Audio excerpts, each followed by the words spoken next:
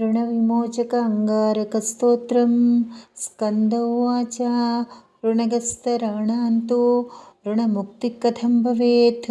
ब्रह्मोवाच वक्ष्येऽहं सर्वलोकानां हितार्थं हितकामदं।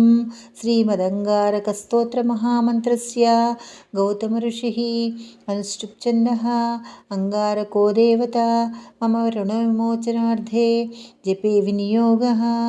ध्यानं रक्तमाल्याम्बरधरः शूलशक्तिगदाधरः चतुर्भुजो मेषगतो वरदश्च धरासुतः मङ्गलो भूमिपुत्रिश्च ऋणहर्ता धनप्रदः स्थिरासनो महाकायः सर्वकामफलप्रदः लोहितो लोहिताक्षश्च सामगानां कृपाकरः धरात्मज कुजो भौमो भूमिजो भूमिनन्दनः अङ्गारको यमश्चैव सर्वरोगापहारकः सृष्टिकर्ता च हर्ता च सर्वदेवैश्च पूजितः एतानि कुजनामानि नित्यं यः प्रयतः पठेत् ऋणं न जायते तस्य धनं प्राप्नोत्यसंशयम् अङ्गारकमहीपुत्र भगवान् भक्तवत्सल नमोऽस्तु ते ममाशेष ऋणमासु विनाशय रक्तगन्धैश्च पुष्पैश्च